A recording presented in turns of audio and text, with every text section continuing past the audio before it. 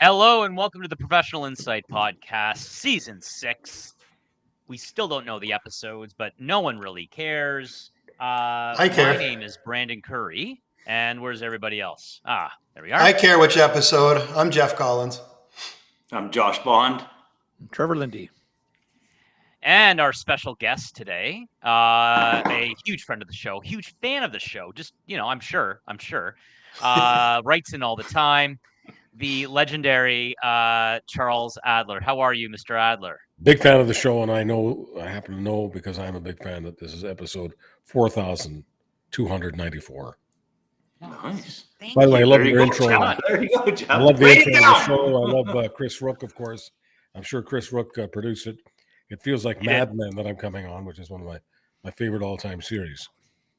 Mad Men, yeah. Love Mad Men. Love it. Love the One of the Manhattan offices in our office right? has a little bit a 6-foot man sitting in the corner, a couple cigar boxes. You want to talk about Mad Men? I've never done that series yet, and like my wife's into Suits right now. I think that might be the next one. Suits is good, but there's more liquor in Mad Men. Well, there you go. I'll have to watch that. It's based back in time, though, right? Yeah, 50s and 60s of the advertising industry, and it makes you want to drink a Manhattan or two during each episode. I just can't believe they were able to accomplish anything. I mean, sometimes it feels like it's not just a liquid lunch, but a liquid breakfast, a liquid dinner, a liquid coffee break. I mean, they're just drinking all the time. I'd imagine there's a little bit of sexual harassment in it back in the 50s then, too? Maybe just a little bit? It's not what I would call it. The show is not HR friendly. How's that? Nope, absolutely not. Yeah. So I've got just a little bit brief. I mean, if you even need an introduction, Mr. Adler, but I mean, obviously, I do need one today Hungarian. because I've got a touch of the flu, so I don't know who I am. So I really appreciate the intro. You grew up in Montreal, but you are a Hungarian Canadian. You immigrated here. I don't know what age did you immigrate here?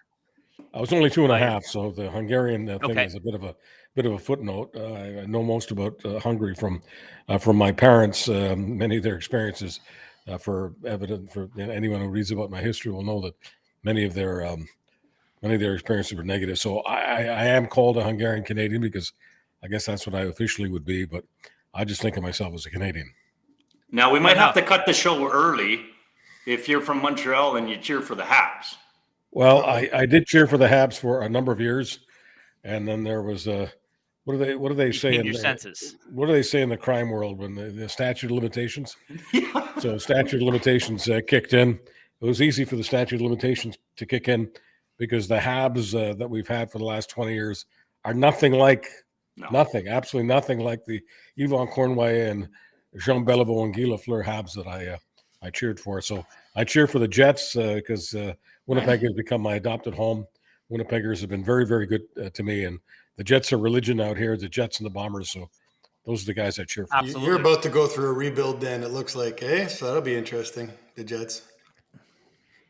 I just want to point out that Charles said the Habs are nothing like they used to be, but we can all say the Leafs are like they always have been. The Leafs are very traditional. Exactly. I got to tell you that my animus toward the Leafs does have a lot to do with Montreal. For sure. While the Canadians are religion in Montreal, part of that religion is it's catechism, if you will, to hate the Toronto Maple Leafs. So every year that the pundits say that the Leafs are just an inch away, I'm thinking, it's like for a lot of guys, maybe 1 inch for them, but it's a foot for someone else. I do admire some members of the Leafs. I only admire them to a certain extent because I tend to admire most the guys who play really, really well when the money's on the table. When the money's on the table for the Toronto Maple Leafs, they're not close to the table. No, they're not even close. They push away. But no, if we want to talk Leafs for a moment, there is injustice there as there is for the Blue Jays this year. Blue Jays have a real, solid talent. But they're as Buck Martinez confirmed the other night. The Blue Jays are not a playoff team. The Maple Leafs at least do make the first round, But when you think about the incredible talented players on the Maple Leafs, you have to ask yourself some serious questions. It really bothers me when you've got a payroll that is that I mean, I would say that if I have to compare the Leafs to Stanley Cup winners over the years, the present version of the Leafs is as good on paper as any of them. I'll invoke the goalie notwithstanding clause, but Fair. the Maple Leafs should be doing. They're underachieving. There's no nice. Yeah, but you got to agree they were missing some piss and vinegar and snot, and it looks like the new GM has kind of recognized that. So we'll see how this year goes. They always are, and I keep hearing. And I lived in Toronto several times because, of course, you need to go to Toronto to get the best offers in the country. You got to say, I worked at CFRB. Anyway, so I've done the Toronto. Put it on the resume, eh? I've done the Toronto ticket 4 or 5 times now, and it's true that the only reason I end up going to Toronto from time to time is business. And most people are in Toronto. Most people who haven't lived in Toronto all their lives live there because that's their way of dealing with the affordability crisis. But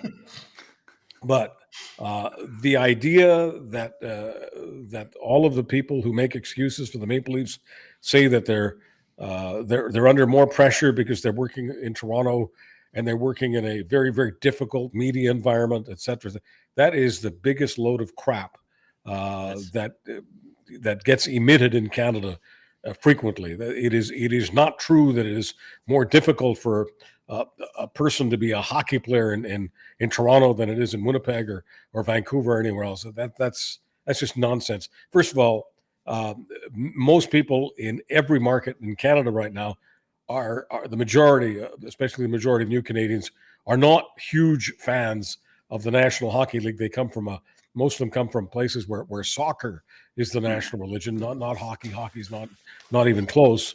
But beyond that, in most markets, to the extent that people know the players on any of these teams, they only know some of them.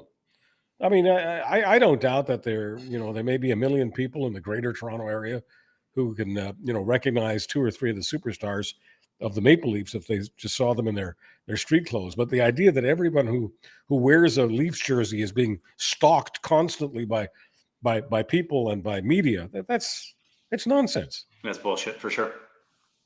For sure. You got to go back to introducing 4 to 5. Go back to introducing because I'm once again starting to forget. No problem. Anytime. Now you actually just touched on something because I do watch your 3 Minutes That Matter. You do that, and then I've watched a bunch of your shows. Obviously, I was a fan prior to you joining this network. We are aligned in a lot of ways, which is great. I mean, obviously, the political climate now is not what the political climate was when you were in your heyday on CFRB and on all your shows. It's just so divisive now. And I guess it's frustrating. So I'm a certified financial planner. And then obviously you've got Jeff is a realtor and a builder. Trevor is a mortgage broker, and Josh, real estate lawyer. Will's power of attorney, etc. And semi-retired. There's a clip. We have no public sector people here. We have no. No, they're gainfully employed. Actually, wow. yeah. I've never been on a show. I've done 10,000 shows. I've never done a show with nothing but private sector people. It's a pleasure. Private I'm sector that you would invite me. Yeah. No, thank you. Thanks for coming on. The jobs data came out. When was it? Like for August, and I think private sector went down 22%. Public sector went up. So that was really good. I'd like to show you a little clip. And it just didn't. Not to take. It pulls at my heartstrings. To put context to everything here. I am.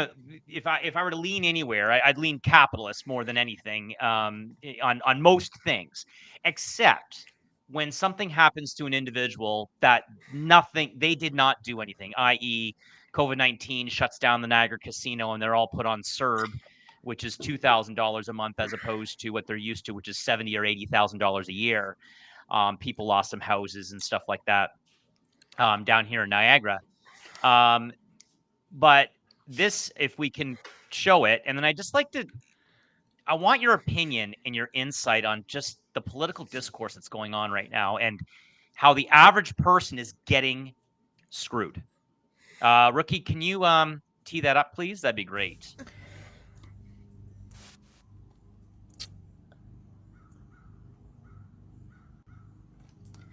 Everybody keeps saying it's going to get better. How is it going to get better? Our economy is so fucked that I work a full-time job. I make $21 an hour working 40 hours a week. I have no extra expenses, no bills out of my living. I have one credit card that's maxed because I've lived off of it, but other than that, I don't have cable. I haven't had cable in 10 years. We have cell phones, but, you know, that's required to live on. But other than that, nothing extra. On paper, my bills are $2,701. My income is $2,710. Do the math. $9 a month before I pay for food, gas, car repairs, any entertainment. There's no money for that. And then my car is dying. It's paid for, so I don't have car payments now that I'm going to replace. And I don't know how to do that on $9 a month. $9 to feed myself, $9 to buy a car, $9 for insurance. Yeah.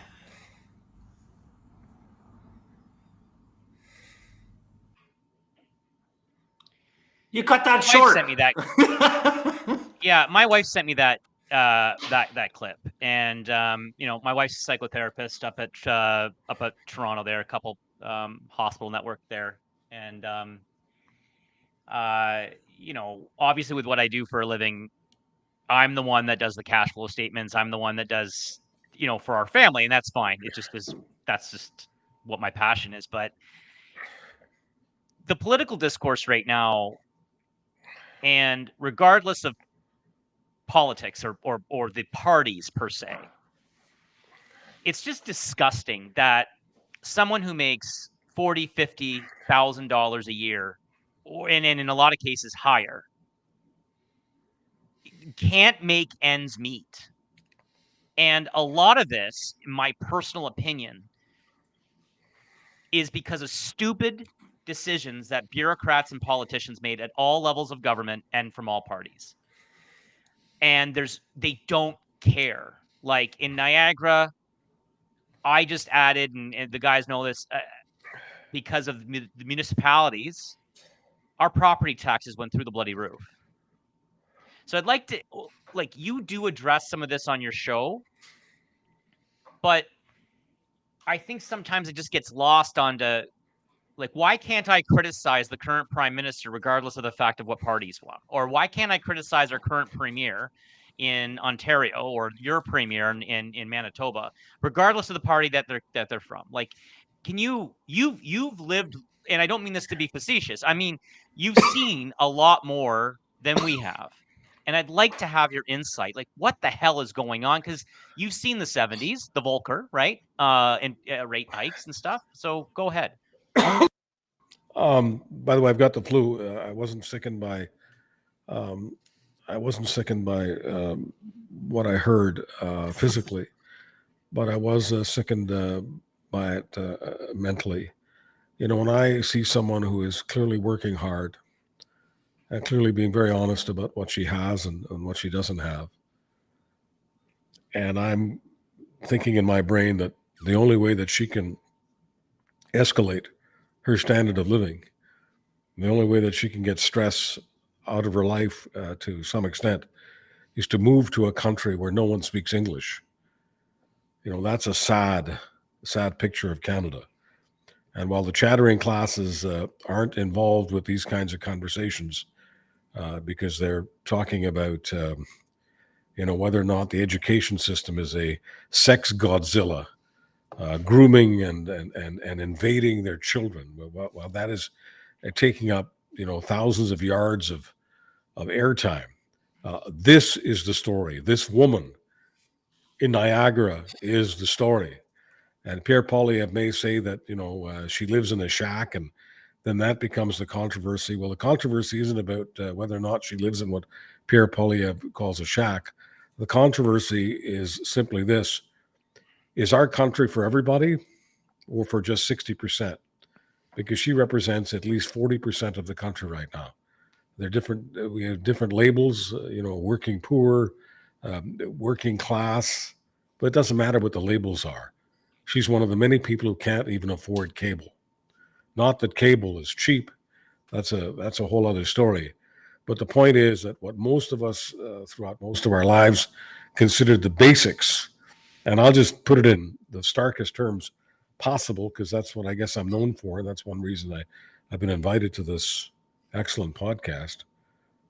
So in stark terms, if this was the Canada that my parents arrived in and worked factory labor for minimum wage, their little boy probably would have become a thief, because I would have done anything to keep a roof over our heads and anything for food. And I would have paid attention to my role models on the street who might have been thieving, whether they were thieving, cigarettes or other things. That's probably the life that I would have been motivated to pick up on, because most companies won't hire a 7-year-old or an 8-year-old. And so when we ask ourselves the question, why are so many people involved in crime? Well, this story is one of the reasons that people are involved in crime. They don't feel that they can make it. They don't feel that they can have a good life, working honest labor like this woman in Niagara. And I can preach family values until the cows come home, and good role modeling, and I can say that economics has nothing to do with crime, but that's baloney. That's always been baloney. People are motivated to do the wrong things when they get punished for doing the right things. That woman is being punished for doing the right thing, and that woman represents multiple millions of Canadians who are virtually invisible. The politicians who are involved in culture wars and other wars discussing things that are absolutely irrelevant to her life. I think there was an expletive at the end of it. That's why I had said cut short a bit against, if I'm not mistaken, right? Against one of F Ontario, pretty much. Which don't get me wrong, it like, but I guess like it's a culmination of a lot of bad policies, decisions, and I just find I agree with you. Like what are we doing when the topic of conversation is, what my kids are learning in school? Okay, sure. But how about focusing on the things that actually matter? All levels of government. Again, certified financial planner. I'm all about having a plan. Politicians aren't. They're worried about getting to the next election cycle. You guys are worried about getting reelected and whatever it takes to get reelected. And what is that though, Brandon? Right? It's a lot of times targeting the people that they think are going to go out and vote. Right? And who are those people? Are they the people that, the class that this lady falls into? I don't know, right? And I think they target the higher socioeconomic status individuals, right? And I think that might be part of our problem, right? Like that their target audience is off, right? Well, we can talk about politics and conservatives versus liberals and NDP and all that kind of stuff, and I'm okay with that. Frankly, I can do that in my sleep. I like your centralist view, though. Like, well, it's just so much of this has nothing to do with the current political agendas of the political parties. Because, you guys are all involved in business. Talk to anyone who's developing an apartment building or a subdivision of single-family homes and ask them about their expenses. Ask them. And are they all about politics? Well, sure. There's a certain input that's taxes. There's a certain input that's regulations. But so much of what the supply chain is all about and supply chain inflation in the last couple of years, which gets passed on, and it doesn't matter whether it gets passed on to people of the upper income level or the middle level or the lower level. The point is that our economy right now, for the last couple of years, especially since COVID, is dealing with a lot of supply chain inflation. And you can talk about the price of paint. You can go to the food store, talk about the price of grapes. The point is we're dealing with significant inflation. And it doesn't matter to me how often the government people and economists come in with, well, if you leave out fuel and if you leave out food and if you leave out paint and if you leave out everything else that you buy at Home Depot, if you leave all of that out, inflation's not that bad. Well, when you're hearing that kind of conversation, what are you really hearing? Are you hearing anything that relates to the woman making $40,000 or the guy making, man or female making $140,000? That's an irrelevant conversation. The price of everything is significantly higher, and naturally it pinches those most who are at the lower level. So, let's talk about Godzilla and trans kids, because that's a whole lot easier than this stuff. Mm-hmm. Well, and the thing is because the devil is in the details, and nobody knows or cares about the details. I'll give you an example. The announcement that happened. So for anyone that is watching this later on, this is in Friday, September the 15th, when this episode's going live. If people are downloading that, our loyal fans. Yesterday on two different levels, we get an announcement on they're waiving the GST on new rental housing.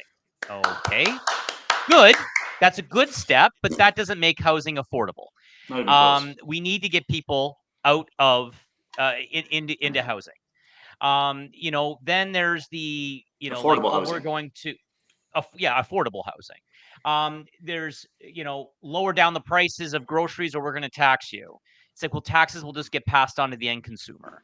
But then you've got all the social wars that are going on with the official opposition. It's like none of it. Nobody wants to talk about what actually is happening to the people. And what I'm finding with anecdotally, but to a lot of financial planners that I talk to, that gap of people that are finding it tough has widened to the I've got clients, myself even included, where you're making well over six figures, and that's not enough to survive anymore. And you're sitting here going, and you make too much to make any government subsidies or any government relief whatsoever, and you don't make enough to the point where taxes over six figures is at a 47% federal and provincial combined in the province of Ontario, where you're losing 47 cents on every dollar, and you can't keep up with inflation. And I just am very I don't know what to say. I'm just, I don't know, disheartened. Well, see, I find it, if you go back a bit, it seems like the flavor of the moment right now is the housing affordability. That's every topic is about that. And so yesterday's announcement where they're trying to help with affordable housing, I think is redundant. And the ignorance from the municipality levels, because recently when Charles was talking about developers and all that, I have a group and we're attempting to develop in Niagara somewhere. And when we had the pre-con meeting, all the people from the municipality came out and said, we'd like you to do affordable housing. We will give you rebates on affordable housing. And they said, if you do detached houses affordable and you can build a brand new house under $450,000 with the land, you'll be available for significant tax credits. And I said, well, we're looking at lots that we're buying at about $300,000. Then when you do a build permit with development fees, you're at $355,000 and you haven't even broken ground. And then they want the builders or developers to make a penny or to invest in this infrastructure, and they're not going to. And on top of that, when you want to build a subdivision, the municipality is saying, well, you have to do all the infrastructure to connect to this street. You have to add the street and the street allowance. All these are extra costs. And when the when the interest rates are high like they are right now, you see every builder right now saying, whoa, whoa, whoa, I'm not going to build for a while. We're going to hold back. And now, like the latest announcement, they're saying, well, we're going to come up with some new builder incentives. And why are they going to do that? Because no builders are wanting to build right now. And every year that goes by, they're getting backed up how many houses they need to build. They're in a big problem right now. And I think part of the problem, well, I'm knee deep in it right now, the inefficiencies at every government level when you're trying to build or develop are so poor and so costly, and it just adds on to the cost that when I'm making a house now, the profit margin is eroded so bad that why bother? I'm not going to anymore, right? Like they just don't want to. So now they're in a problem where they want to stimulate affordable housing, but you can't even buy the land and get the permit to break the threshold in order to count for affordable housing, unless it's like a stacked townhouse, which is the new trend everywhere. It's coming to Niagara really fast right now. So they're in a pickle.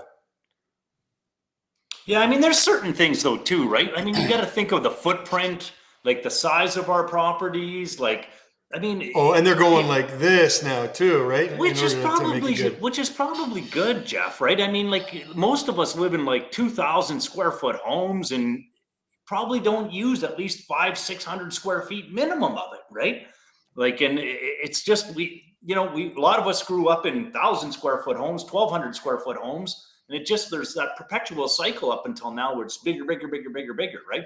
So I think part of the solution would be make smaller properties, and that would. Well, and that's the thing now. It's all condos. It's 6 to 8 story condos going up everywhere now, right? That's not for everybody either. I'm not saying that, right? But it's. Well, that's the solution, though. Well, Charles, what's your opinion on that? Well, one of my opinions is, homework. It is ridiculous for people representing municipalities who were being discussed just a few moments ago to be offering the kinds of numbers that clearly suggest they have not done their homework. Unless you know what the bills are that the developer has to pay, unless you know that the developer has to pay $300,000, for instance, for the lot. That's one of the numbers that jumped out for me in that conversation. Unless you've done the homework on what the issues are for the developers that you're talking to, don't talk to them. Don't pitch until you know who's up at bat. And, you have these conversations at a macro level everywhere in this country. People representing various governments, various agencies, not to mention all of these people who represent certain think tanks and lobbyists, throwing out all of these numbers without knowing anything about what they're talking about. They throw out numbers that look good to people. Let's just get these builders to build homes for $500,000. Surely they can make a buck. But why are you saying that? Well, $500,000 sounds like real money. Oh, did you know that the builder has to pay $300,000 just for the property? Did you know that the builder has to spend all of the money for the infrastructure, pipes, sewers, important stuff like that? So we're not like what we used to call the so-called third world, so that we have a proper and safe civilization. I mean, if you don't know all of those things, why are you having a conversation with the developer? Unless you're telling me that you're only wanting to have a conversation with the developer so that you can tell people who don't know anything, some of your constituents, that you're busy, that you're doing things, that you care, that you've got compassion. Are you just using the developer as a political prop? And so much of the conversation that goes on with respect to affordability and everything else is simply about messaging, imaging, making sure that people feel that you're doing something. And what's the definition of doing something? Looking like you're doing something. Looking like you're doing something doesn't create affordable housing. Absolutely. Smoke and mirrors is what they're all about. They're selling smoke and mirrors. That's it. That's what PP's been doing. And he's on the campaign trail and all smoke and mirrors. It is, but at the end of the day, Charles said, that's not a fair jab, because I mean he's not. I'll be honest. You do that PP though. His new thing that he put out there about giving bonuses to municipalities if they can push through permits or developments quicker. to me is beautiful, because a development where we put in 2 years ago and we gave them the exact concept we want to do, we are no further ahead 2 years after, and they've approved the exact one we started with, and we've incurred $150,000 worth of financing fees. So if they would have put a little bit of they don't give a shit, unfortunately, how quick it takes us to get it done, and the carrying costs add up and then gets passed on to the consumer. Yet. They don't care yet. Eventually they're going to care. They'll care a year before the right? election. That's when they'll care. A year before the election comes up, then all of a sudden they'll come up with true answers. Right now it's about pause and delay and all that. And you mentioned delay. Far too much money in this country is spent on those two words used, pause and delay. A lot of people don't understand that every time you're asking a developer to delay this and delay that, they've got money in the game, and they've borrowed money to have money in the game. So they've got to pay interest rates. The banker doesn't give a damn whether you're pausing and delaying. The banker just wants the cash, wants the big, wants the price of money to be paid. You're paying for that money, whether you're able to deploy it or not. And I don't really believe that the various agencies, the various levels of government, are sensitive to that. I mean, when it comes to housing affordability, just like the affordability of food, the system that we have, which creates all of these cost inputs, is brutally inefficient. Inefficient is the best word for government right now, especially municipality level. Inefficient, and you said it perfectly. They're doing zero homework before they're bringing up these solutions. They're not talking to the end users or the developers or builders and saying, how can we help you? Is there any way we could be more efficient? Is there any way we could support you to reduce your costs so you can reduce your end price so we can increase this? In Niagara right now, I think the biggest problem, and I've talked about this many times in our show, and I agree, if we can make 1,100, 1,200 square foot bungalows, 2-bedroom bungalows, that's what's needed out there right now, because there's a ton of empty nesters right now, and they're coming flooding in, and they want to sell off their older house that's a family house, a 2-story, because they cannot do the stairs anymore. They don't want to live in an apartment building or a condo just because they want the privacy still. And I appreciate that. Most of these people have no mortgages, but there is no place around right now that is building 1,200 square foot bungalows, because the builder, in order to make a profit, has to increase the size of his house in order to make it a profit, to make it workable for that. Right. So when we built in Dane City, and we started about 5 years ago, we built 1,300 square foot bungalows on detached lots with minimal size frontage, 42-foot frontage. By that, now a typical frontage, you're looking at 25 to 30-foot frontage. And there's only one way you can build that house. It's up. You got to go 2-story, right? Yep. So the bungalows are just non-extinct. They're going extinct, brand new bungalows. Nobody's building them at all, unless they're on a $1.5 million property. Yeah, I mean, I was just going to say that the only way that you can afford to build bungalows is to charge a ridiculous amount of money per square foot to build it. And the empty nester doesn't want to pay a financial penalty to live in a bungalow. That's not happening. They want to be able to sell their home for a very, very good price compared to what they paid for it 20 or 30 or 40 or 50 years ago. And they want to put that money away so that they can live off it. They don't want to take all that money and pump it into a bungalow. They'd like to buy a bungalow, pocket $400,000, and then make interest off that $400,000, which pays for their monthly thing, and they're living free. That's the goal right now. That's what they all want. And what you're seeing right across the country, and I mentioned earlier that the only way that particular woman could escalate her standard of living significantly is to move to a country where no one speaks English. I wasn't saying that just to be, just to be shocking. It's just that is true. It's what some people have done. They've gone to Eastern Europe and some other parts of the world where they allow some immigration. They can't speak the language. They can't speak English. But they've got that bungalow. Sometimes they even have the bungalow with an ocean view, and they can now have a relatively stress-free life. But here's the point: most people aren't doing that. What many people are doing is they're leaving the Torontos and the Vancouvers and the Montreals and some other cities, and they're going to small towns. Now, there was a time when you could look at something like the Niagara region as a small town, but of course now that's ridiculous. And the Niagara region is a series of very expensive suburbs, not much different than the suburbs that are only 10 miles away from Toronto. It's becoming a metropolis. I guess it's becoming a metropolis. In Ontario, they've got to go deeper into the heartland of Ontario. You've got to go to places where relatively few people live, and then you may find that bungalow. Timmins. But the thing too is the other thing as well, and I don't know. And I'm at a loss for what to do.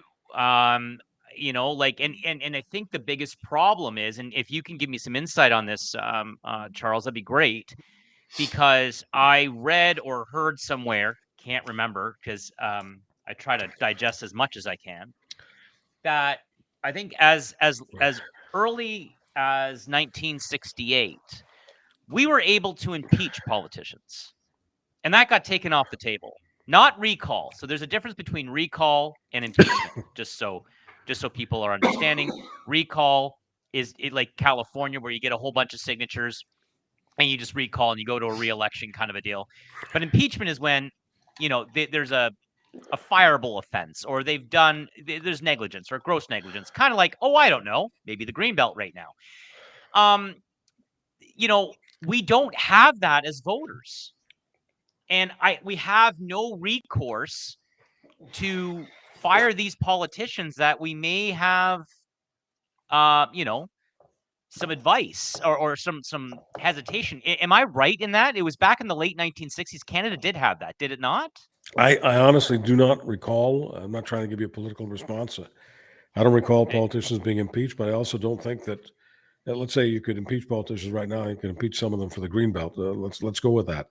That still is not responsible for most of the problems that we're talking about. We're living in a very thick regulatory environment where everything, we could discover lithium in different parts of Canada. We've got some lithium operations going on in Ontario, Manitoba, and Quebec, and perhaps elsewhere, but those are the only three that I'm specifically aware of. But even though we discover lithium, and we know that lithium is needed for all these batteries that are being made for all of these cars, some of which are being sold, some of which are piling up, putting aside where we are specifically on the e-car trade, there is a growing demand for batteries. We know that. We know that they need lithium. We know that Canada has lithium. Does that mean we're getting the lithium out of the ground tomorrow? Does that mean that the John Deeres are being revved up right now to move land around for lithium mining? Are you kidding me?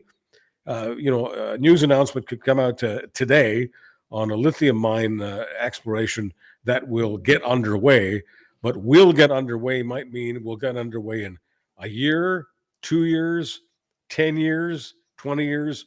We don't know, because we live in an extremely inefficient environment where you've got a great thicket of laws and regulations that put everything on the words that you were using a few moments ago, that Jeff was using. It's pause and delay. That's the kind of culture we're living in, pause and delay.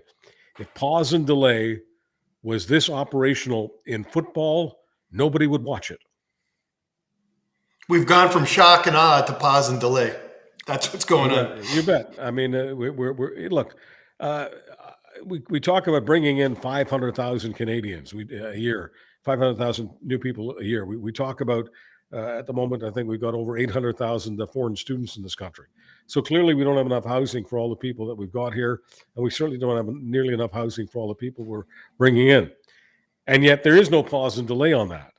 And one of the reasons there's no pause and delay on that is because if you talk about immigration, you're immediately labeled a racist. And once you're labeled a racist, the conversation ends. Now, anyone listening to this conversation goes, what the hell does racism have to do with the problems that Jeff and Brendan and Chuck and the others are talking about? It has nothing to do with it. I'm simply saying that for people who want the status quo, all they have to do is use a slur, a smear, and the conversation stops. We've got to become a more efficient country instead of just discussing what we used to be. I get sick and tired of talking about what we used to be. It was, I guess, the 1970s when I had a professor at McGill who was a visiting professor from Yale, and he was going back to Yale. He wanted to take me with him, so he wanted me involved in the history program at Yale that he was heading up, and he actually got me an admission to Yale. That's golden. Okay, that's platinum. That's as good as it gets. But I couldn't go because while he could get me an admission, he couldn't get me a scholarship. And I'll never forget this because the professor says to me, look, as long as your dad makes $20,000, we can work out the money. And I just about started sobbing. I said, sir, my dad doesn't make $20,000. And he said, well, how close is he? I said, well, he isn't even halfway there. And he couldn't imagine, he was a relatively rich guy from Connecticut, where Yale is located. He was a rich Yankee, as they used to call him, a rich New Englander. And he couldn't conceive that any human being anywhere in the English-speaking world was making less than $10,000. So that's the used to be world. And I did whatever I could, just as other people did whatever they could to give themselves a position in life where if they had a son or a daughter who was able to attend an Ivy League school, they could pay for that. Well, once again, that's used to be. Today, there are people who make $250,000 who still can't afford to send their kid to an Ivy League school. No, some people sit here and go, well, what does that really matter? Well, it's just a story. Well, it's just a true story. And the true story is that in this country, where we've told ourselves for years that as long as you're making six figures, you can get by. Now we're being told that people who make six figures are feeling poor. Certainly, they're feeling stressed.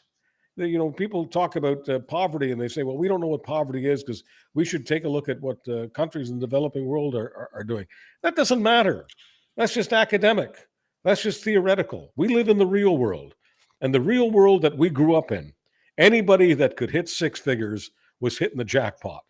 Saying that today, just tell a millennial today that hitting six figures, hitting the jackpot. He'll want to hit you in the face. Now, have we become too spoiled as a society with our pleasantries and our way of life? Like, and again, I'm just throwing this out here, right? Because a lot of us live with two cell phones. These fucking things are $1,000 a piece now, just for the phone. Never mind the plan.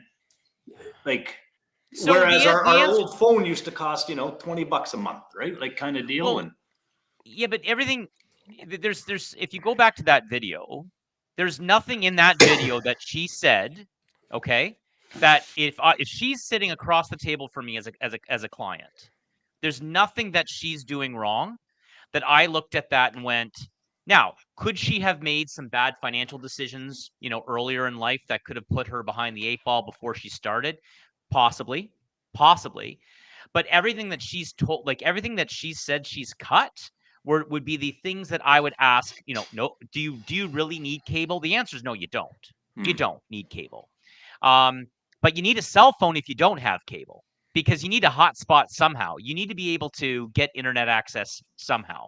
She doesn't have a car payment, right? And her car's about to break down, right? Like, it's, Now, I wonder, is she someone who just had the interest rate go up and that's why she can't afford it, or has it been going like that for a while? Odds are she's a renter. She's a renter. But look at our parents, Brandon, in terms of what they lived with, right?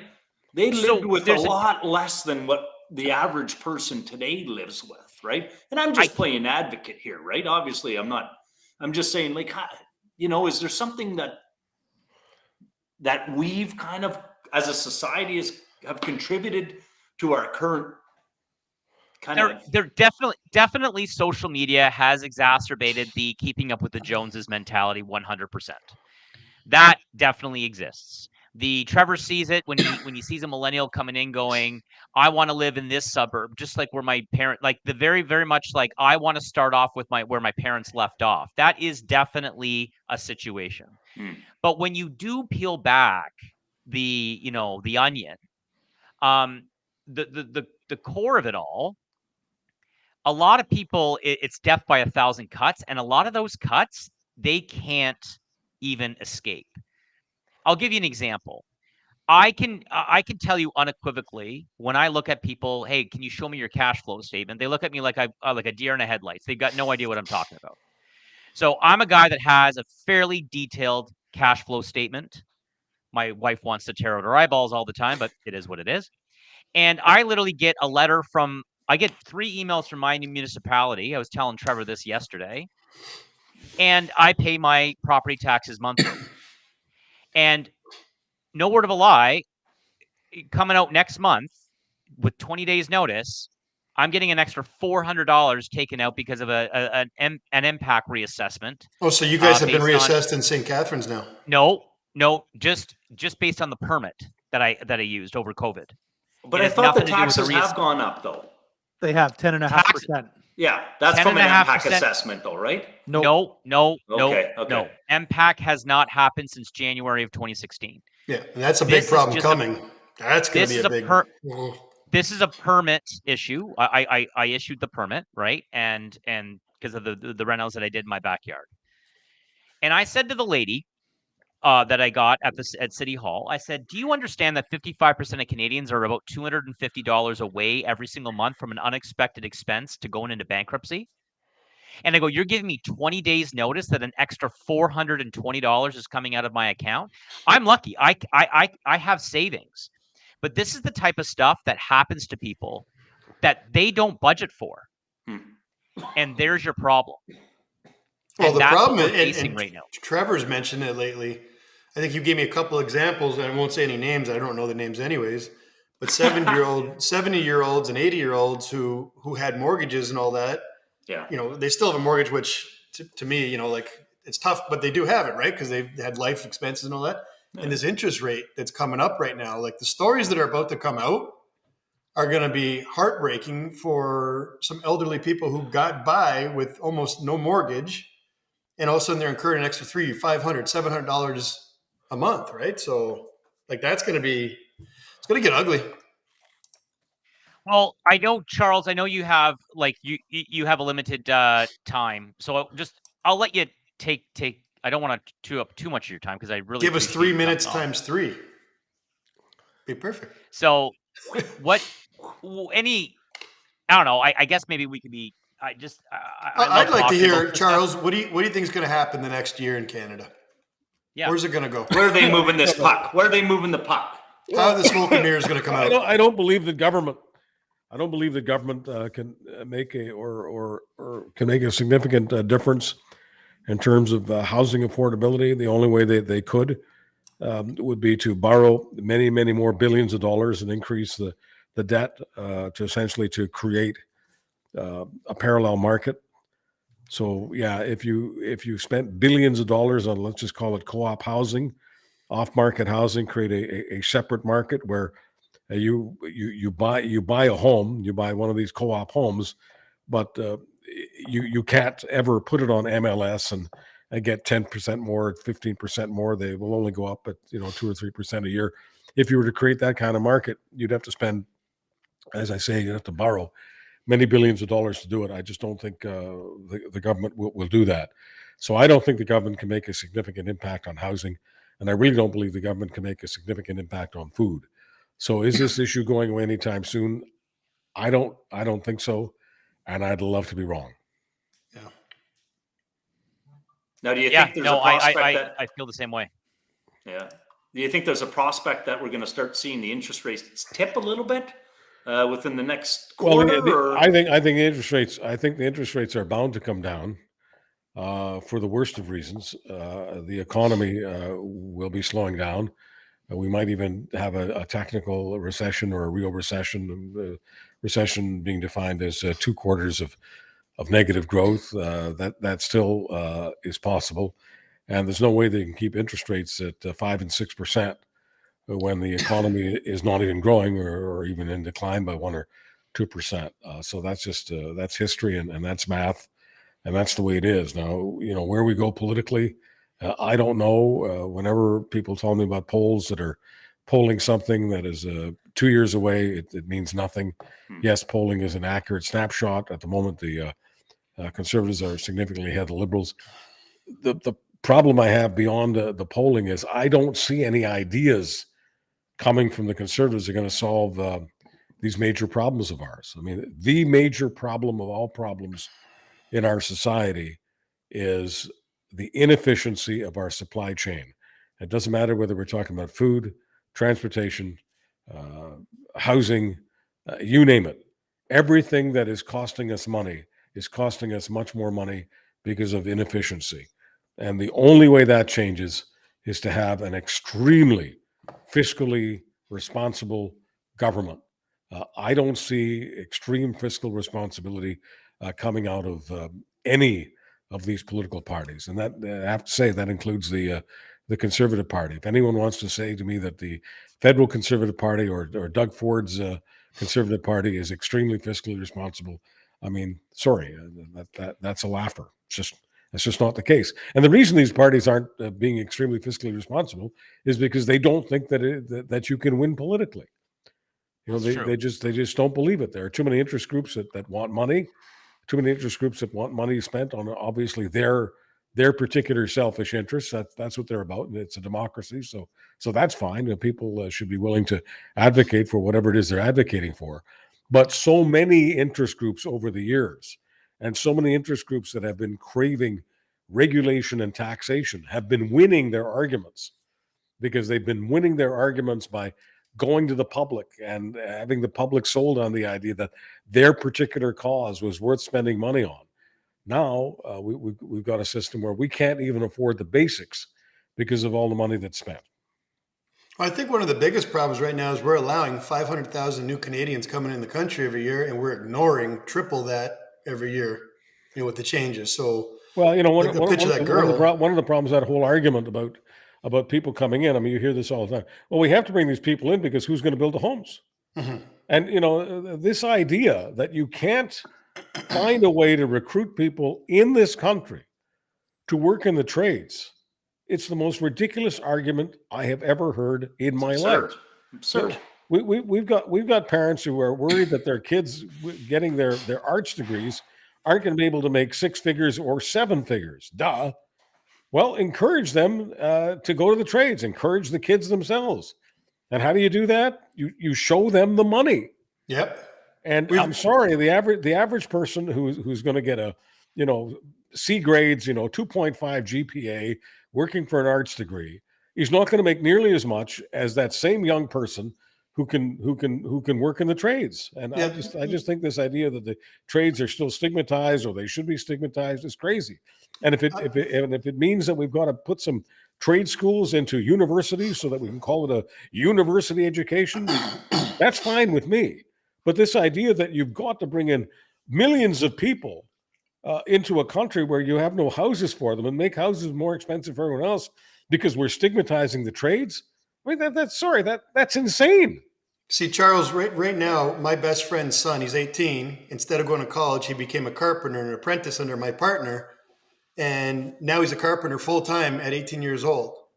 And it's great for him, right? Because 5 years from now, he'll be a master carpenter and he'll be able to build a house.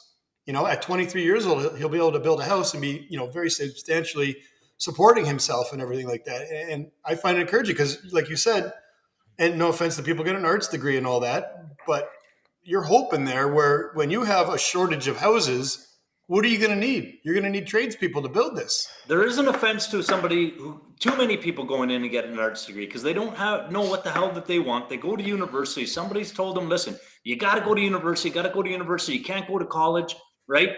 And you can't be a tradesperson. You can't be an apprentice. You just wipe your ass with an arts degree nowadays, for the most part, unless you have intentions on an arts degree. For the most part, an arts degree is the equivalent of what high school was when we were growing up. So this idea of telling people that you have to get an arts degree, sorry, that's really stupid advice. You don't have to have an arts degree. But this is the weird thing about today's day and age, though. You see, and this is the scary part for the kids. They're all on YouTube.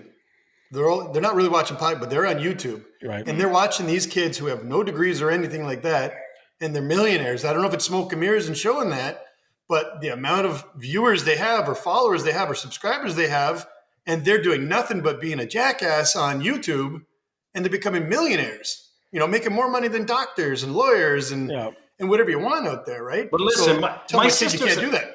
My sister's a doctor, very intelligent girl. Her husband's a tradesman.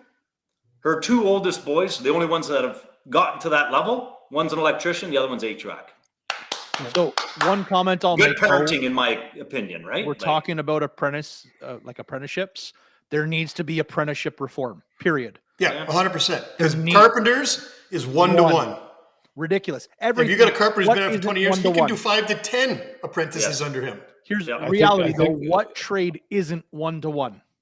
Electrician is one-to-one. Plumber is one-to-one. I can't think of any. Carpenter. Carpenter is one-to-one. I think the winning message, though, because we can get into the entrails of what we're dealing with here with the ratios, and it's an important conversation. But if you're asking me on this show to, give you the big picture stuff, the big picture stuff is this: the message has to change on why you get involved in the trades. You don't get involved in the trades so that you can work a hammer or a drill for the rest of your life. You get involved in the trades so that you can get some knowledge about the trades, and eventually you'll be able to have your own business. You'll be able to be an entrepreneur. There's nothing wrong with working with your hands. There's nothing wrong with being able to hire people who work with their hands. There's nothing wrong with financial independence. There's nothing wrong with all of these things that I can guarantee you will have access to, and I can't give you the same guarantee with a Mickey Mouse arts degree. Can't do it. And on that note, Mr. Adler, I'm very respectful of your time. Thank you very much for coming on. Could you come on again? Sure. We'd love to have you. I'm the son of a tailor. My father. After the Leafs win the cup. Huh? My father, a great tradesman, and my mom also a tradesperson, taught me to never say no to honest people, especially when those people are involved in the private sector, in the real world. Private sector people who have no safety net, have no cushion, have got to work with their wits and their hands. Let's be honest, though. Let's not wait until the Leafs win the cup to have Charles back on. Just saying. There's another. Well, it's just going to be in the spring. Another 22 years. I think. When's the Stanley Cup final now? Like July 22nd or something? Why don't you agree to invite me once a quarter? How's that? There you go. We would love to have you once a quarter, and if ever you have a topic that comes up on your show that you need any insight on, by all means, reach out to us. We'd love to pop on and give you any insight to help maybe guide your listeners. I'll be happy to come on. When I decide to have intelligent private sector people on with experience in the real world, I'll let you know. Thanks a million, Thanks for coming on, Charles. And I think you lend a hand that you're referred to as Chuck. Either way, I'm open. I hope you get better, Charles. Get some rest and some hydration. You'll get better. Okay. Thank you so much. Have a great day. Thank you. Lots of stuff we can continue on there, though. I like that. Well, good point, though, with the arts degree, right? Like, I mean, it's been like that for a little bit now, and I'm not poo-pooing an arts degree.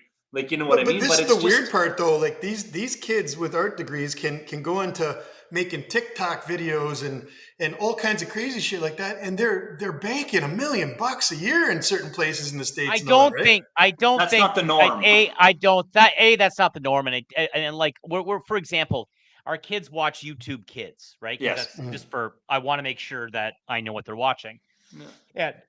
And opening gifts, opening toys. There's some soy toy family, the SOTY or something, any family. And so in this one episode, you can see their house, and it's just a normal house, nothing crazy. And then like subsequent episodes, they're in this beautiful mansion, and I go, they're making some good money, but Kristen goes, she's like, it's all rented. They rent those spaces. They don't own that. But they're smoking and mirroring, just like the government smokes and mirrors, right? But if you ask like kids or teenagers now, bet you 1 in 5 say they want to be a YouTube streamer. Not a financial advisor, not a lawyer, not a doctor. Maybe an athlete in there. YouTube streamer. Probably 20 to 40% of the kids saying that now, and it's just that. And don't get me wrong, some of those streamers are dynamite and they're making a lot of money. They're putting a lot of effort and time and all that stuff. I mean, look at Dude Perfect. Look at Mr. Beast. Look at those guys out there like that. What do you think my kid watches? He doesn't watch Scooby-Doo anymore. He's watching Dude Perfect, who are making crazy-ass trick shots after doing 100 takes on it before they get it in, and are amazed by it. And that's almost like an arts degree, right? Because they're learning how to work the software and all that stuff. So it's crazy.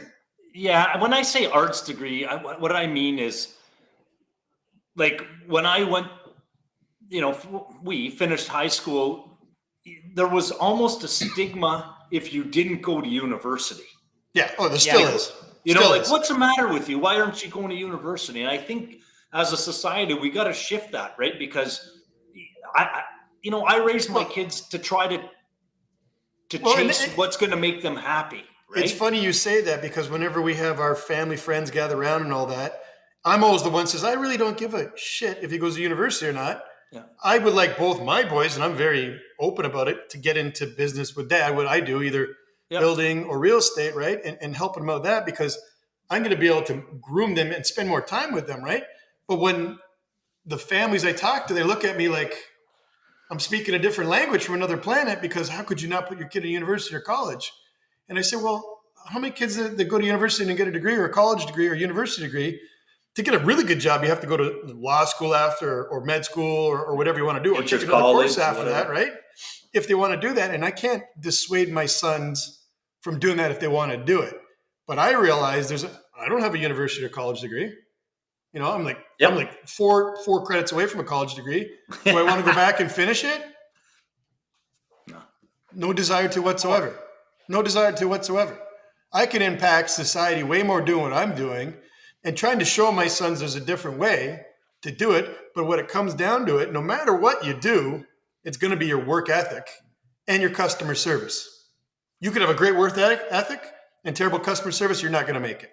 No. You can have great customer service and a terrible work ethic, which you're going to go both ways, but you're not going to make it. But now when you go to, this is what drives me nuts now. Go to Tim Hortons, right? I'm going to meet clients at 1:30 today. Anybody want a coffee, whatever, I pick it up on the way there, just for nice customer service and all that. Sure. And then I'll be polite when I order it. And then when I'm done, I'll get the coffee or tea, and I'll just say thank you. Mm-hmm. And it's just like, they're just talking, so they're completely ignoring me. Don't give a shit, right? And my wife wants our son to go to Tim Hortons to learn how to work like a dog in those things. And I think they're not working like a dog. And I don't want them to go in a fast food restaurant, because I just think it's a terrible experience. It's great, you work hard, blah, blah, blah, blah. I don't like the grease and all that stuff on his face and all that. But I'm thinking, where I cut my teeth in customer service, which essentially what real estate is at its heart, is customer service on big assets, right? Yep. Now I've expanded my knowledge base, which helps my career and connections and stuff like that. But essentially, a real estate agent, and even what the three of you guys do too, you have to have top customer service to excel at. You gotta have sales. You gotta have sales. When I first grew up, I worked at Blockbuster Video.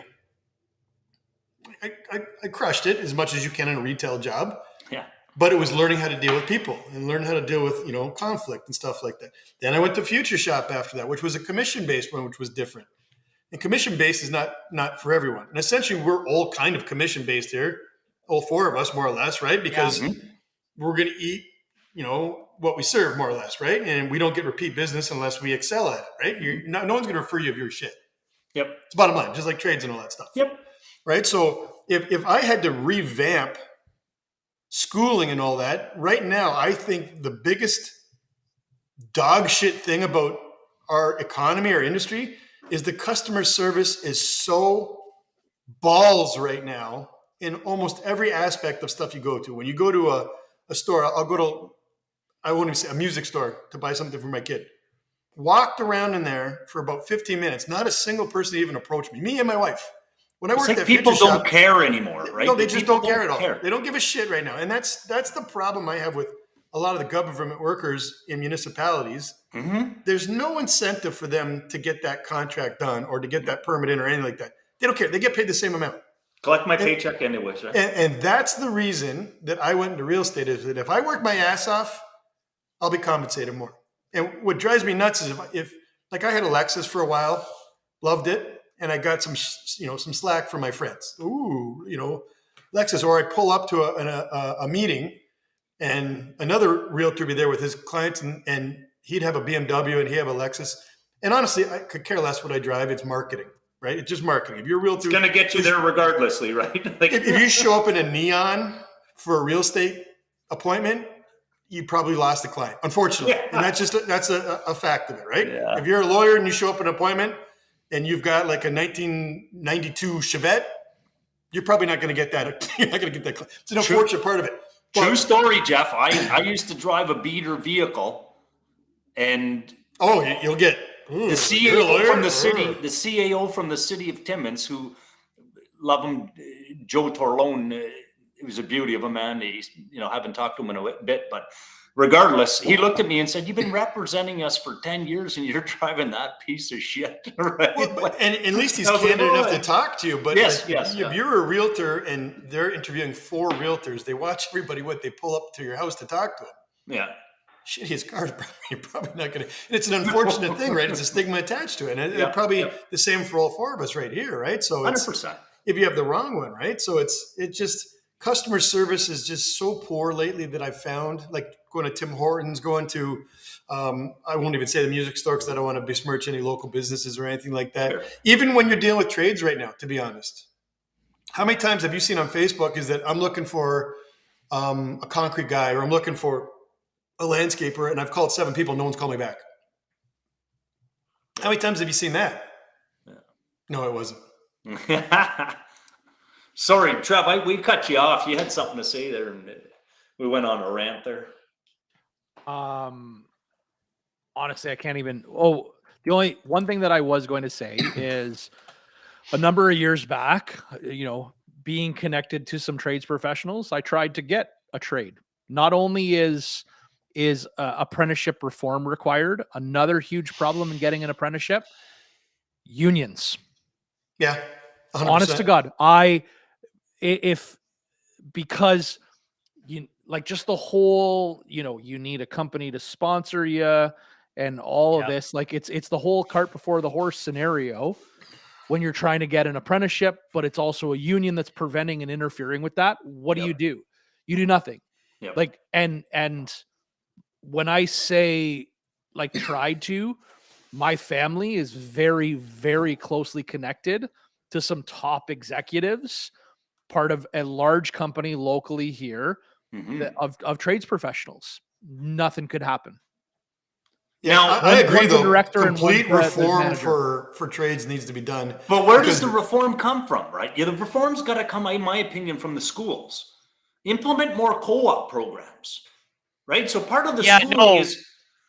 that's actually not it. What it was something that we hit on initially. So it does start with the schools, but it starts with the provincial government, because the provincial government only allows one-on-one. So like one master electrician. Okay, a buddy of mine, a friend of the show, watches the show all the time. Rick Young Electric, and he is a master electrician. He owns his own corporation. Because he's a master electrician, he's incorporated. He can hire apprentices and his own employees. In order for him for you to become a journeyman and then an apprentice, or apprentice and then a journeyman, he can only do 1-for-1. And he goes, I'm a master electrician. Why can't I take on 2 or 3 apprentices? And his full on journeyman can only do 1-for-1. So all you're doing, so all you're doing is you're just replacing yourself. Yeah. You're not expanding the base. Yeah. So if we know that like the average age of carpenters, electricians, and plumbers specifically is around 60, 62, okay, we know that within the next 5 to 10 years, like all these guys are gone, because you also have to remember too, it's hard on their body. They can't do something like they can do management, but they can't do what they used to do because it's very hard on their body. I couldn't do it at 47. I couldn't do that at 47, what they do. Right? I put DAP on 2 of my bathroom baseboards there, and my legs hurt for 2 days, and I'm in pretty good shape, right? Like that's right. 47. So Rick was saying to me, he's like, you're only replacing yourself. So politicians need to open up the spaces of apprentices and allow journeymen and full-fledged master electricians, master plumbers, master carpenters to be able to take on more than just a one-on-one apprentice. I think every 5 years you're a master apprentice or master electrician or a tradesperson, you should be able to add another person. So if you've done it for 20 years, 4, 25 years, 5, like that. So that might be a little impossible to do, but my logic is in a 5-year apprenticeship, year 1, okay, I've got 1 guy, and that guy requires a lot of my time as a master. But year 2, the first guy is now in year 2. They don't need as much time. But what does it matter if there's 2 people watching you or 1? Well, because it's not that they're watching you, right? You've got the guys, from an electrician's perspective, you have the guys laying the conduit, you have the guys pulling wire, you have the guys doing all of this, right? So, but there's a way that you can easily do it where you pull wire this day, fucking excuse my language, but you know what I mean? The next day you're hooking up the box or whatever. Well, and they could train the masters in order how to train multiple people too. Like they could implement it from that. And then I don't understand it very well, right? A rebate back from the government to the masters in order to compensate them for the extra time. It's just, you're right. It's got to be completely reformed. But like Dan, for example, could easily have 4 or 5 apprentices and teach them all at the same time. Because he teaches them anyways. Yeah, but Dan's very good though too, Jeff. Right? But then Dan's got Simon below him, and Simon's also there to do it, who's like in his 4th year. Yeah. And he can train them at the same. So it's a group of people working together being trained on it. Really comes down to hours. And then they have 2 months a year in school. So there's also theory on that stuff, but they're making money while they're learning. But there's also, when you're not signed up as an apprentice, you're making a lower rate of pay. You can't carry all of those hours over. Right? That's not an entitlement. You can only carry over a small percentage. So if Simon is training these guys, but Dan's the only master carpenter, then he's got Simon underneath him. How does he get anybody else to get their hours that they need to be able to progress them down the line? But I could teach all 3 of you something right now at the same time, and you could all learn. Yep. Yeah, I'm not saying I don't have to be one-to-one say, guys, you got to leave. I'm teaching so-and-so. I can talk to all 3 of you about the Leafs are going to win the cup this year. But now the difficulty with that, Jeff, is, again, you're a very capable person and you're going to communicate that as a capable individual. You got to bring it down to the lowest common denominator, and the shitty electricians out there just having put in their time, they don't have the capability after 10 years or 15 years to be able to watch 3 people, and they're going to be able to do it. And they're going to try. Well, and then you implement testing, right? So just pass your theory, you're in class, and not just get your hours, then you get tested at the end of it. Yeah. And if you're not capable, you don't pass, because I could lie and be a master and say that he's an apprentice there and say, hey, I write off your hours. Yeah. Still testing. We don't have accountability for anything, Jeff. That's one word in our English vocabulary in the country that we live in. From the top to the bottom, there's no accountability. And there's a lot of no recourse either is the problem.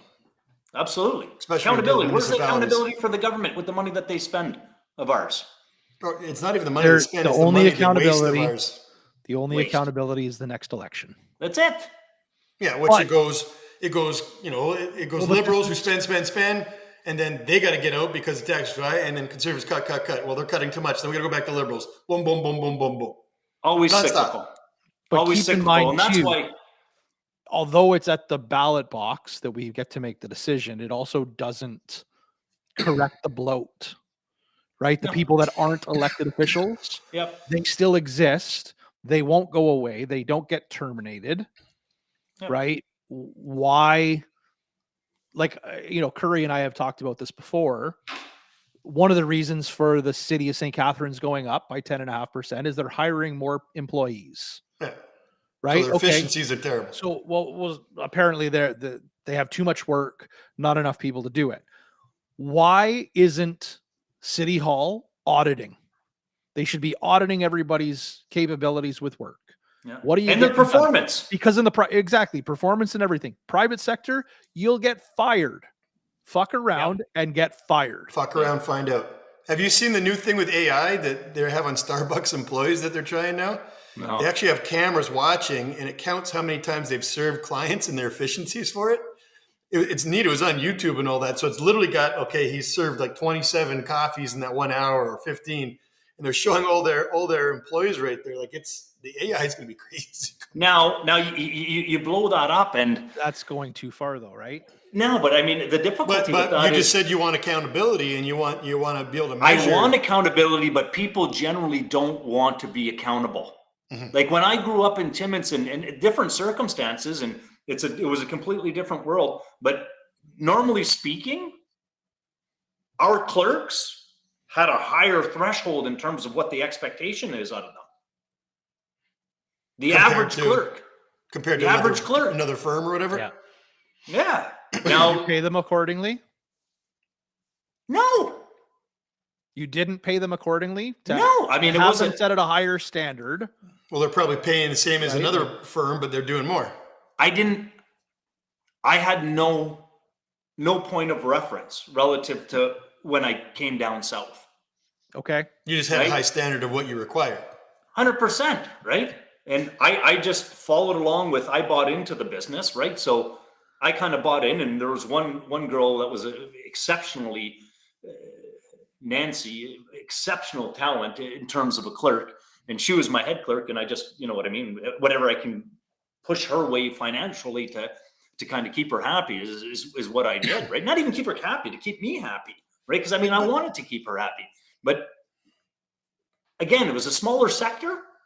Those people didn't have the competition, right? Like, so they couldn't just walk down the street and get another law clerk job because there wasn't that many law offices, right? So it was a different environment, and they were very happy to have the job and what they were getting paid. Well, right? and you're instilling an amazing work ethic into them too, right? So you're kind of setting them up for the rest of their life by having a high demand for them. When you don't demand a lot from people, they don't achieve much, right? 100%.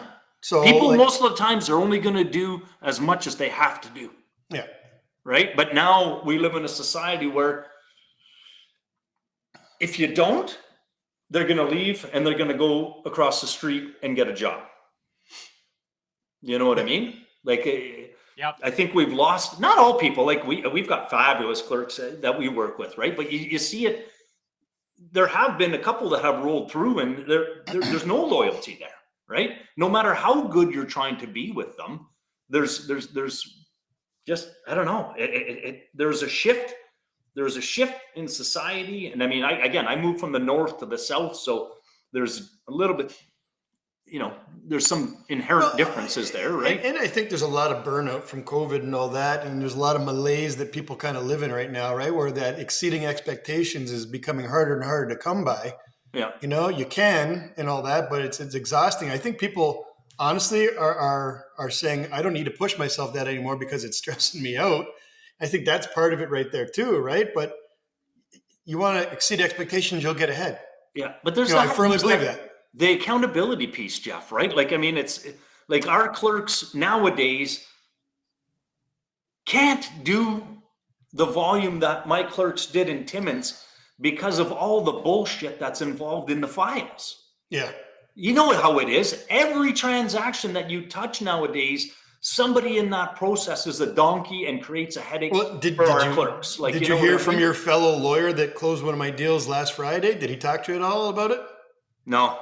Well, I won't mention the names or anything like that, but had a closing. Unfortunately, it was on a Friday. And if any realtors are watching this, do your lawyer a favor and close on a Tuesday, Wednesday, or Thursday if you can. Don't do it on a Friday. Don't do it on Monday, right? It's just a nightmare. And I realize that. Or a Tuesday out of a long weekend. Yeah, whatever. But do it in the middle of the week if you can, because it's just not as busy.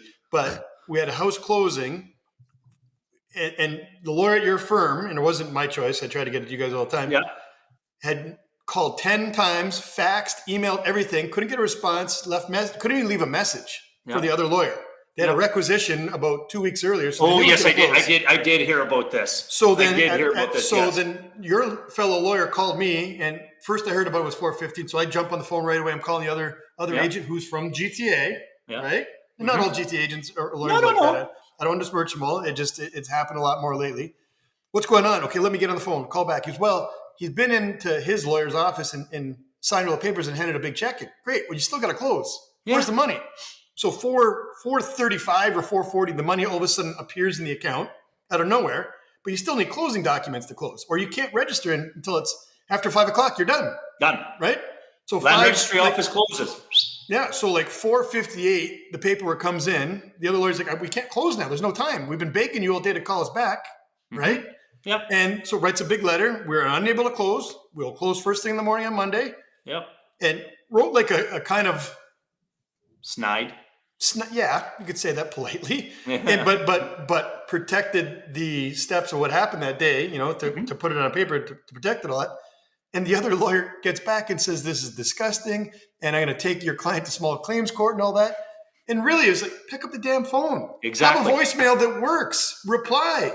But that's the accountability piece, right? So then now you've got. But it's also on the clerks on the other behalf too, because that clerk who's closing should have contact with your guy's clerk and just communicate.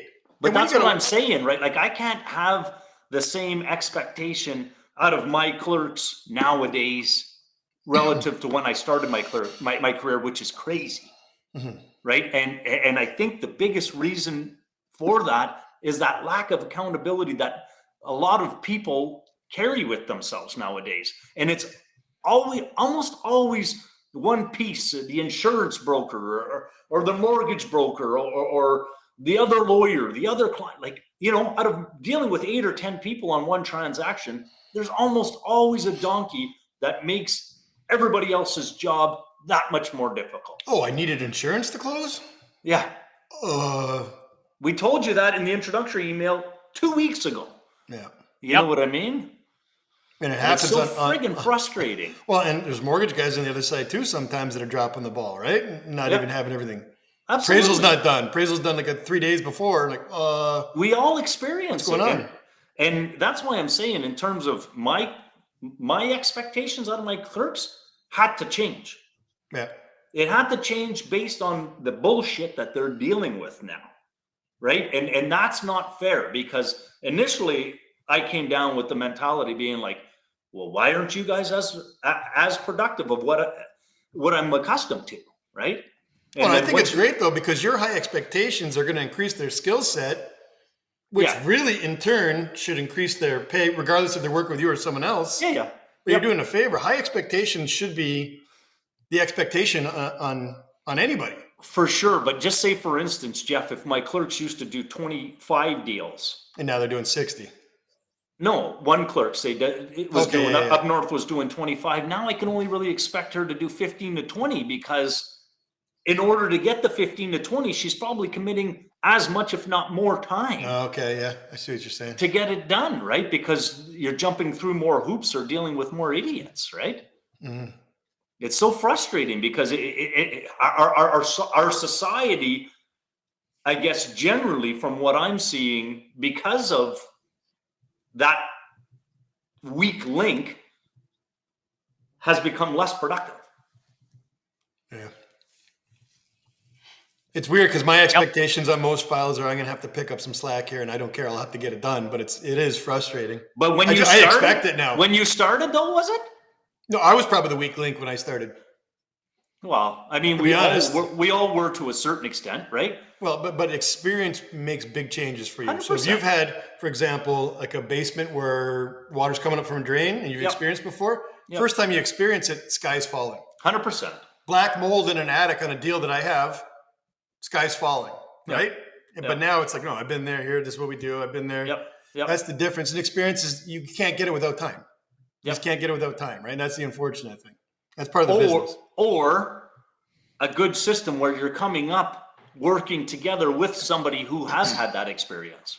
Well, and that's where mentorship, I think, is huge. Correct. Unfortunately, in my industry, it's very hard to find a good mentor, because the inconvenience of being a mentor for most people outweighs the advantage of trying to help someone become, a big producer. Where you see in my industry, the best mentors are for family.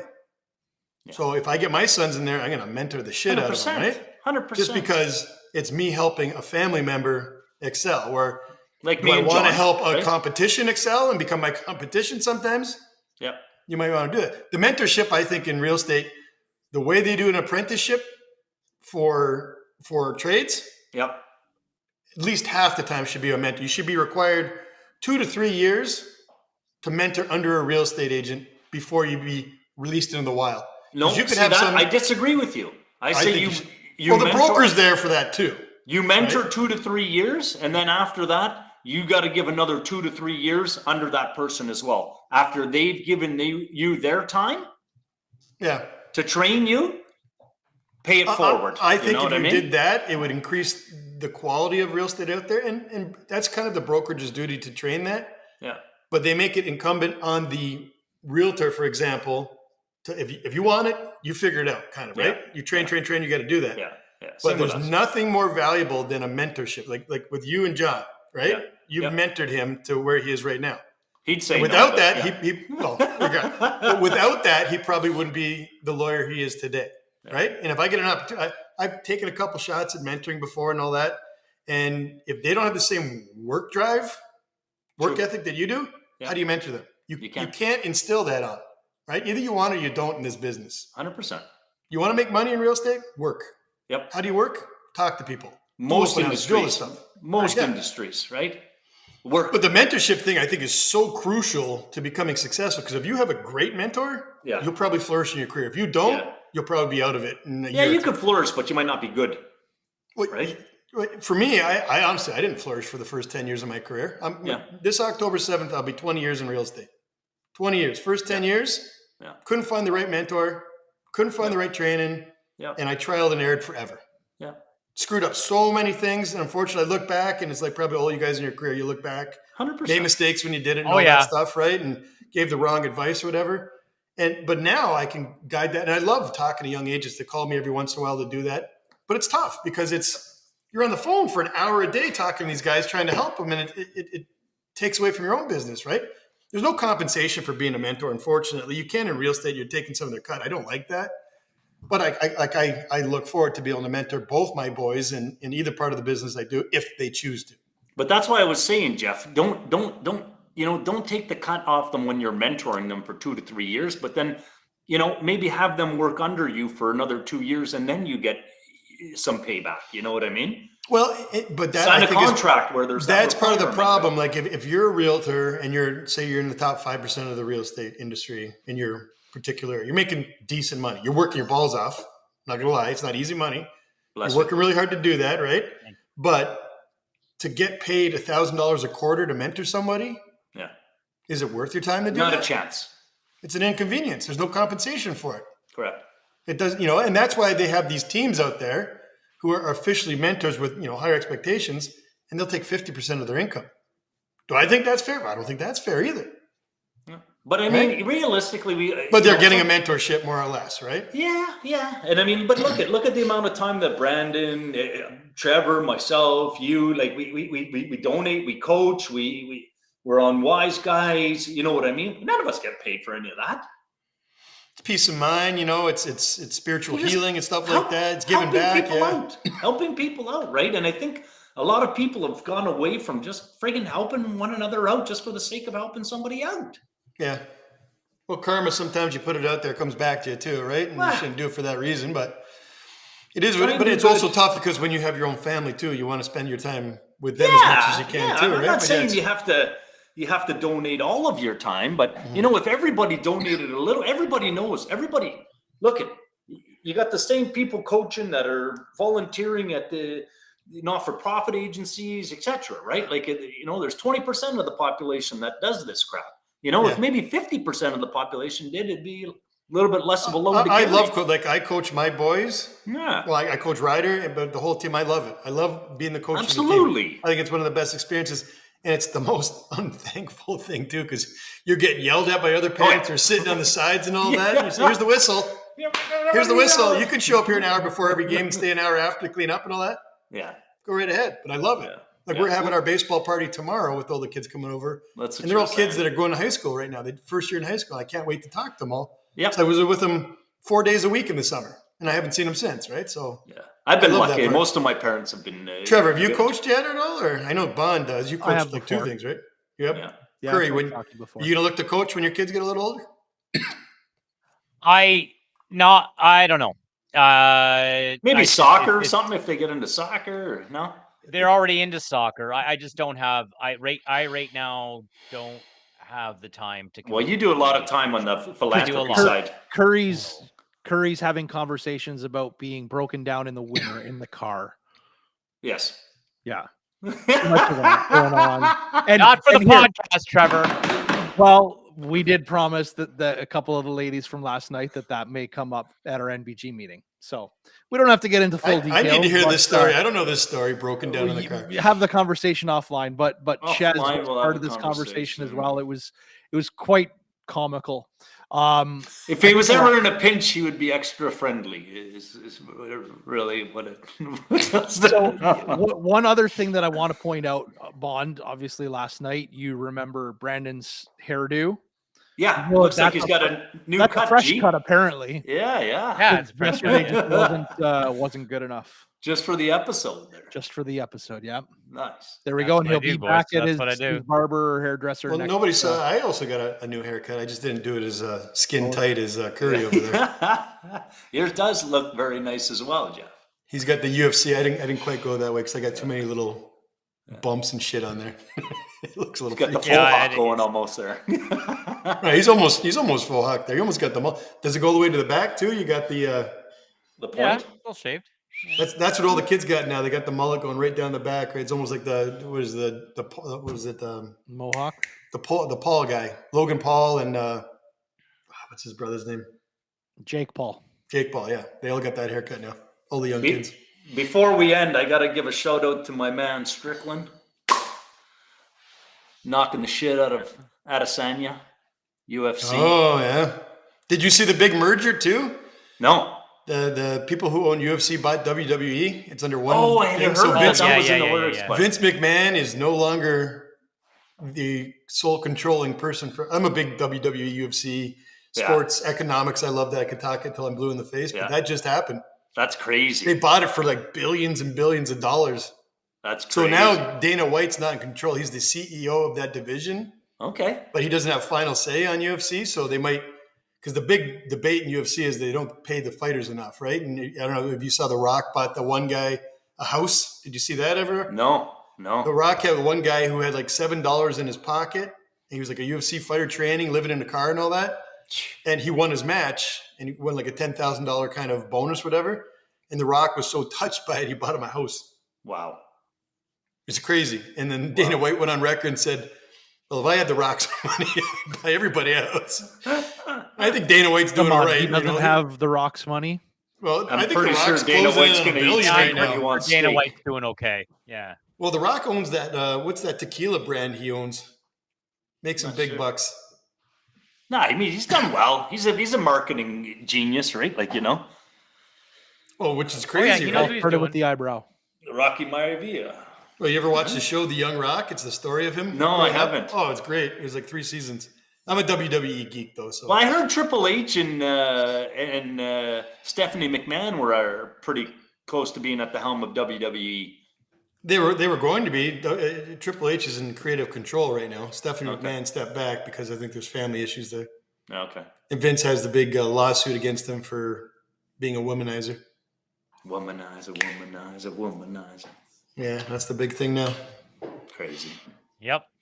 All right. Well, we better wrap it up. So, Bondo, you want to take us out? Help us. Help you stay informed. Ciao. Thanks, everybody.